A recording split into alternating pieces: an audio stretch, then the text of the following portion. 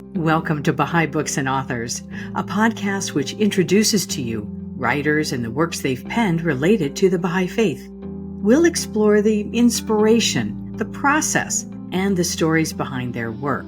I'm your host, Jan Grammer. This podcast is produced by World Unity Media, which also produces Baha'i audiobooks. Adasíyyih was the name of a small village near Haifa, Israel, in what is now Jordan, located at the southern end of the Sea of Galilee. These are sacred lands, and this village held a special place in the heart of Abdu'l-Bahá, the son of Baha'u'llah, the founder of the Baha'i Faith. The village would eventually be home to 200 Baha'i immigrants from Iran, as well as local Arab farmers. The phrase, the rise of the phoenix from the ashes, comes to mind in relation to this village and to the book. Let's explore the story of this incredible village and its rise from the ashes. When you first hear the word farming, you might ask yourself, what does this have to do with me? Well, there's a deeper story here, and you'll see what it has to do with you and with all of us. I'm speaking today with Paul Hanley, author of Adasíyyih, the story of Abdu'l-Bahá's model farming community. Welcome, Paul, and thank you so much for joining me today. Thanks, Jen. Thanks for having me. It's just so wonderful that you're taking some time to tell us about your book. What is the book about? It's about a village in Jordan that Abdu'l-Bahá started, and it's a really an interesting example of what I think today would be called regenerative agriculture more than 100 years ago. But more than that, the book actually talks a lot about the agricultural activities of the central figures of the Baha'i Faith. So I tried to put the story of Adasíyyih in kind of a wider context of what the early Baha'is were doing in the field of agriculture and food production. Let's start with regenerative farming. And how does it relate to Adasíyyih? I guess there was a movement in farming called organic farming. And this was a movement to try to use more natural methods, reduce chemicals and pesticides and so on in agriculture. But a number of years ago, the Rodale Institute came up with this idea of regenerative agriculture, which is not only kind of reducing the harm agriculture might do, but making agriculture a means of regenerating the soil, regenerating the environment. It's kind of the next stage in conservation agriculture, I would say. They were doing this, though, 100 years ago. Was this a new thing for them or just the natural way to do it that we're going back to now? I think there are roots in regenerative agriculture and agroecology. It's another term we use where agriculture tries to mimic ecological systems. Of course, indigenous people have done this for millennia. So in a sense, it's not new. But what I think we're trying to do now is combine traditional indigenous agricultural systems with modern science.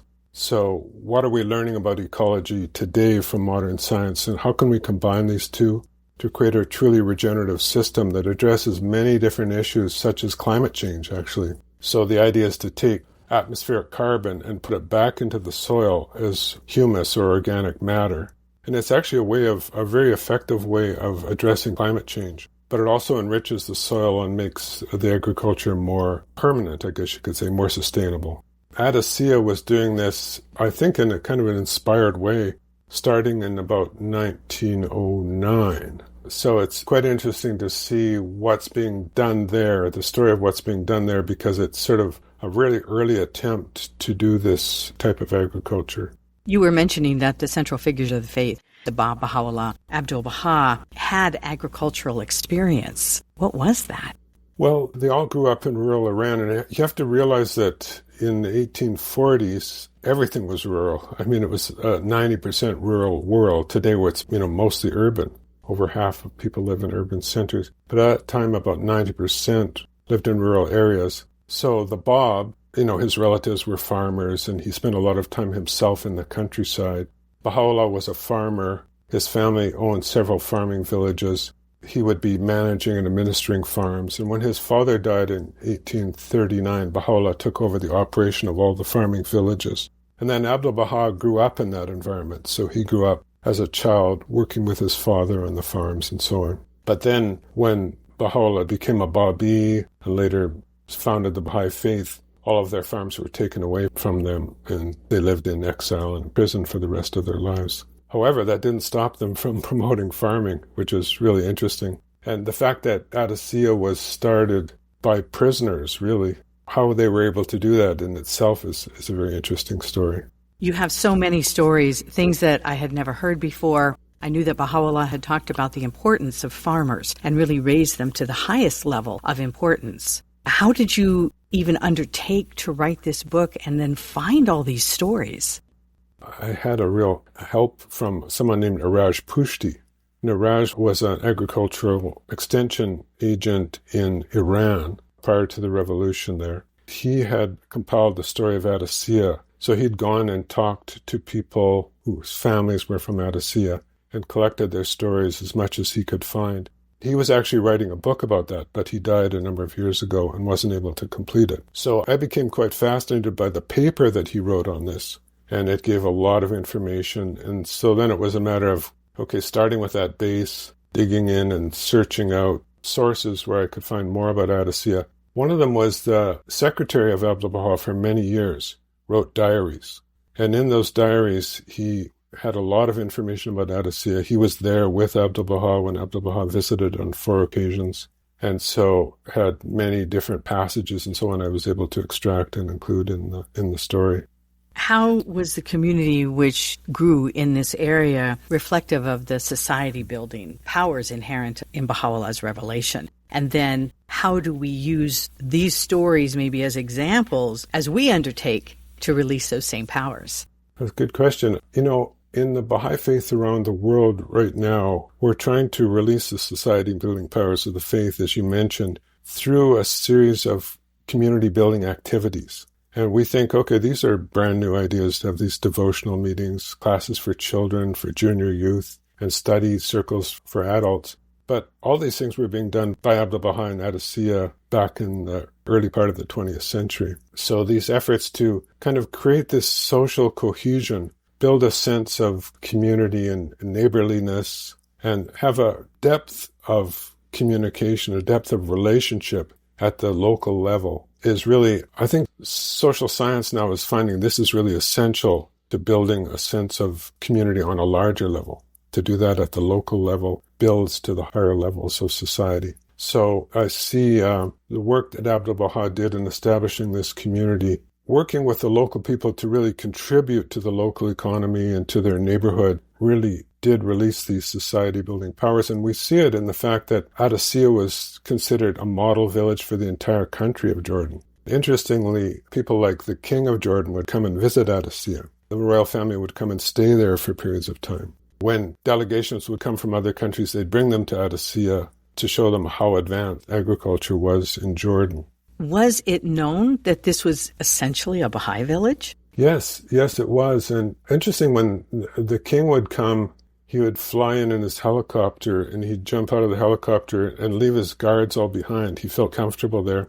Go into the Baha'i center in the village. There was a picture of the Queen of Romania, who was a Baha'i, and her testimony about the Baha'i faith, and he stopped and read this testimony. So definitely it was known. You write that the spiritual aspect of life was really an important element for the villagers there. Abdu'l-Bahá told them before they did anything to get together and pray together. There's always tensions that arise in any group of people, any community.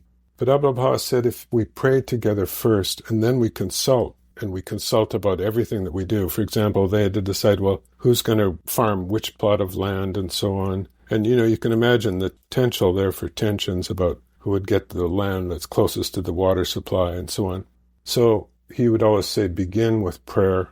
Set the mood, set the atmosphere. This is a spiritual community we're building here. This is a community of ethics and morality. We're here to support each other. So set that tone first in your collaboration, in your consultations. I think it becomes a kind of a glue that holds communities together, whereas if you just come together and sort of vie for your own interests, it doesn't work very well. But sort of creating that understanding that this is a unified community, we're working together as a starting point, makes all the difference. And it certainly did in this community. You talk about the incredible fairness in the workings of the village through Abdu'l-Bahā's guidance. And as you said, he visited 4 times, the last time taking with him a young Shoghi Effendi. His time was just so precious, so limited, at least what we think, and yet he took the time to go to the village these several times. Why do you think this is so? He said in one passage, he said, I had no intention or no idea of starting farms in the Jordan Valley or the Galilee area. However, Baha'u'llah told me to do it. So Baha'u'llah, in one passage, he had said that he gives permission for people to build monuments and shrines and so on in the Holy Land. I'm assuming he's talking about the shrines that would be built for the Bab and for himself and for Abdu'l-Bahá in future. And he said, in order to do that, we should establish farming endowments in the Galilee area in the Jordan Valley. And he also talked about making a connection between Christianity, which has such an important connection to the Galilee area, and creating these communities in the Galilee and the Jordan would build this connection between Christianity and the Baha'i Faith. So there was actually a mandate that came directly from Baha'u'llah to establish these villages. And there were more villages than Adasíyyih. There was actually 5 villages. But Adasíyyih was really the most developed community. The other villages were basically owned by members of the Baha'i Faith or the family of Baha'u'llah. And they were managed by them, but mostly had local people working in the village doing the labor along with the Baha'is.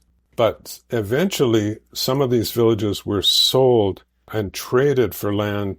One of the villages, that was a Baha'i village that was managed by one of Baha'u'llah's brothers, eventually was traded for land that became the lands around Baji. So it increased the acreage of land around Baji by something like 100 times, I believe. So eventually this idea of these endowments supporting the development of the shrines was realized. Was there something in particular that really had a profound effect on you when you learned about it in researching for the book? One of the things I found very interesting was in the writings of the Bab. The writer Adasíyyih, he is a sociologist and he delves deeply into the writings of the Bab. And one of the things he reported is one of the Bab's writings, he said that God is the divine farmer, and the name farmer is one of the names of God. And he said, therefore, because farmer is the name of God and king is the name of God, farmers and peasants should be treated in exactly the same way as kings and princes. And I thought, wow, that's kind of amazing. Adasíyyih goes deeper into that and says, what are the implications of this in terms of equality and equity in our society when we look at farmers this way? And this is echoed also in other parts of the Baha'i writings. Abdu'l-Bahá, for example, talks about farmers being the most important class of society in terms of their service. And I think we're starting to realize this now, as I was mentioning with this idea of regenerative agriculture. It's now seen as really a key to solving a number of environmental problems, including climate change, problems around biodiversity, around the sustainability of lands so that we can produce food, its impact on water systems, on atmosphere. So farming is starting to become, again, kind of central to our understanding of how to operate a society in a sustainable and just way. What do you hope the readers of your book will take away and will be able to apply to their own lives? Well, the writer Wendell Berry talks about this idea of eating is an agricultural act. Obvious sort of a concept, but think about it. Everybody's got to eat. It's kind of our core economic, social activity, really eating. And so we really have to be concerned about farming. And Baha'u'llah himself said special regard should be given to agriculture. And he talks about principles for the administration of human affairs, 5 principles. But then he says amongst those principles, really agriculture is the most important. I think everybody, whether you're a farmer or you're a gardener or you're just an eater, and I guess we all are, has to really think about the importance of agriculture and keep that in our thoughts, in our consciousness. So hopefully people will look at this as another example of how important agriculture is, how it has to be part of our thinking, our consciousness, and that's, I think, a really important message for people. In the introduction, you ask a number of really interesting questions about the central figures of the faith, which, of course, then you answer throughout the book. Among the questions, did they know hunger? And how did they feed their families during their exiles and imprisonments? Well, you think of Baha'u'llah's family as a very, very wealthy family with servants. They didn't have to do any of that kind of thing. His wife, Nawab, was kind of a dainty lady. That's the term that they used. And, had servants to do all the housework.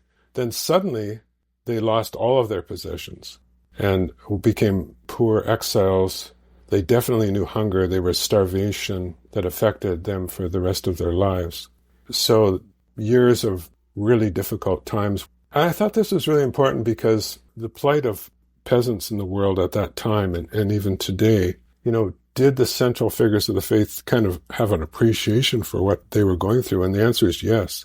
They suffered probably even more than the average farmer and peasant of the time. So it's a really interesting story of how they were able to, even as prisoners, support themselves, because the prisons weren't the same as they are today. It's not like you got your meals handed to you on a platter. So they would have to find ways of earning income. So Abdu'l-Bahá himself, for example, became a basket weaver and brought in basket weavers into the prison to help the people learn how to produce something that they could make a little bit of income. I found it really interesting that even Baha'u'llah would sometimes cook for the family. He would make, for example, kind of a rice pudding. That was one dish that they talked about that he had made. And also would sometimes come and help in the kitchen. So he'd help his wife. And I was just thinking, wow, you're up in your chamber reciting the Kitab-i Aqdas, the most holy book, and then you come down to the kitchen and help wash the dishes. There are a number of stories about the cooking, and definitely Abdu'l-Bahá was a cook. Another kind of interesting one was that Baha'u'llah himself started a bakery. And so he was able to provide food for the Baha'i community in Istanbul. There's so many little stories that I think are really touching for Baha'is. Sometimes I think for Christians, if you knew what Jesus was a carpenter, if you knew that, on Tuesday he made a set of tables and chairs for people, it would be so fascinating. But in the Baha'i Faith, we have that kind of information, even the day and the date and what people were doing that day. So a lot of these things are kind of woven into the story of Adasíyyih in the book. Thank you again so much, Paul. Adasíyyih, the story of Abdu'l-Bahá's model farming community by Paul Hanley, is available on BahaiBookstore.com or wherever you get your distribution services. Subscribe or follow Baha'i Books and Authors with your chosen podcast platform. This podcast is produced by World Unity Media.